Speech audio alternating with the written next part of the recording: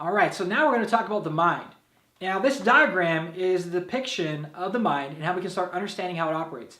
This is formally explained by Bob Proctor. You can see a lot of this stuff on his YouTube channel. This is what he's been really teaching for the last over 55 years. He calls it the stick figure. And it really just gives people a vivid picture of the mind, since no one really is able to see the actual mind. If so you ask somebody, describe to me your mind, it's really tough to do. So he wanted to create this diagram and explain, how our body and mind operates. So as you look at this diagram, you're going to see our mind's really split up into two areas: our conscious mind, our intellectual mind and thinking mind, and then our subconscious mind, which is our universal mind or emotional mind. And on top of that, you're going to see that we have sensory factors that go with it, right? Your hearing, smelling, taste, sight, touch, all these different sensory factors play a role in what's impressed into our subconscious mind.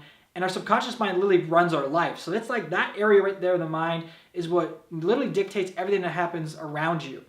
So our subconscious mind is really impressed or developed at an early age. Think about when we come out of the womb, all of us have the same opportunity. We have no real critical mind or thinking mind just yet. We're so pure, we're so just out there. So anything that's said or anything around our environment will shape the subconscious mind and then affect our results, our habits, our behaviors. For example, think about a kid. When you're a young kid, you don't know any better between things that could hurt you or harm you, right? Now you learn pretty quickly through experience, through environment. Think about a hot stove. When you were a kid, you didn't know any better. If you saw it was red, you just put your hand on it, you touched it, boom, you realize that gave you a sense of pain, right? The touch gave you pain. Into your subconscious mind with that experience. And now, anytime you come near an element like that, instantly your body knows how to react. And you start sometimes even feeling it. Your state changes. You might get sweaty. You might get nervous. You're going to have all these beliefs around what actually is going to go down if you touch that again. So that's kind of what can happen to your subconscious mind at a young age. Also, a lot of the beliefs that we may be adopted, that you can be successful or you can't, or you're not good enough or you are good enough, or money's the root of all evil. All these different things that probably could be impressed on based on our environment and situation will play a role in how we view the world, right? So remember I talked about the 8 filters. Those filters break down the information, but here your subconscious mind is the real area that you want to impress the right information, because that makes a world of a difference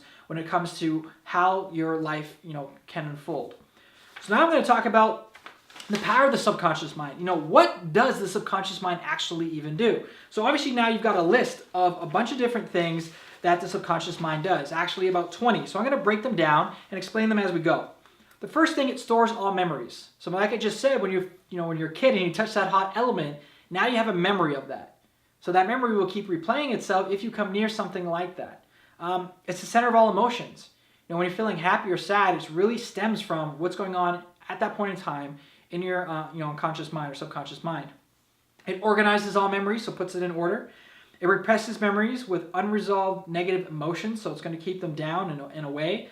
It shows us repressed memories for us to resolve, so things that we want to resolve and overcome it later on in life. So lessons that we need to learn, things we need to grow from. It can repress emotions. Can keep repressed emotions repressed for protection. So sometimes it's going to keep us things pushed down in there to protect us, So when we're going to, maybe let's just say we had a bad experience when we were younger, it's going to keep us away from that without us really even knowing it. If you're going to a bad area that you maybe grew up in, or maybe you're afraid of heights, and as you start moving up the stairs, your body's naturally has a tendency to kind of start feeling a little bit, different. That comes through this process here with your unconscious mind or subconscious mind, sorry.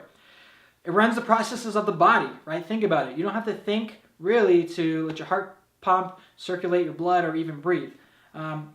It's a highly moral being based on what you were taught.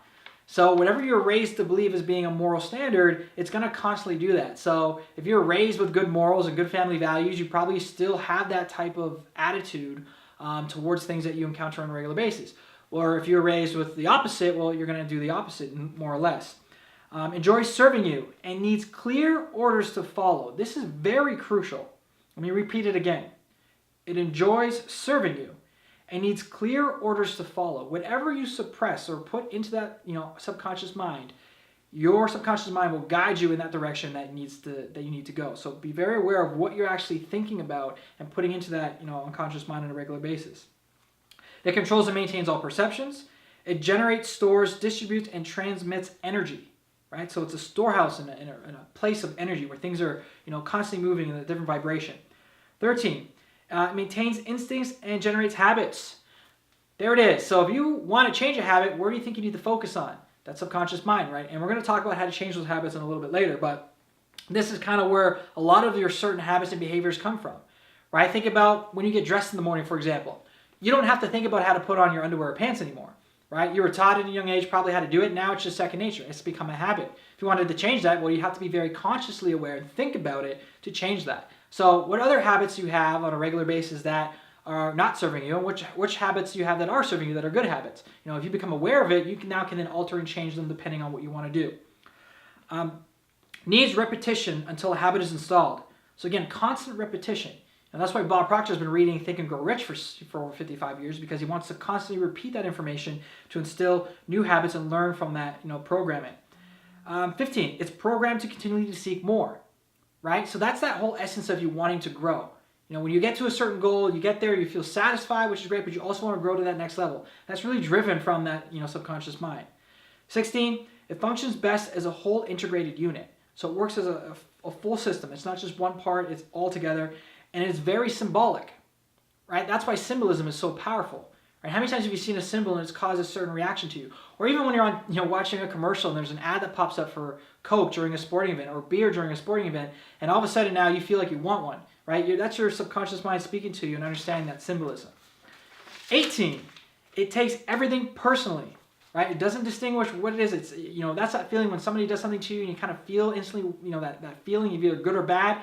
It's because it's taking exactly what you say and making it internalized. 19, it works on the principle of the path of least resistance. So it always wants to guide you on the path of least resistance. So again, be very aware of that. And it does not process negatives. That's why when you're setting goals, you never want to say that I want to get out of debt. You may be saying that's a positive thing, but your subconscious mind, considers debt to be negative. So again, it doesn't process that. So be very aware of what you're saying and how you're acting on a regular basis. Now, all of these elements play a vital role in how we operate and the effects it has on what can shape our lives. Now, in order to understand this further, there is a way in which we can reprogram our mind to allow us to grow into the person we wish to become. So we're going to break down that now and describe exactly what you can do to change everything here if you want to improve and head in a different direction.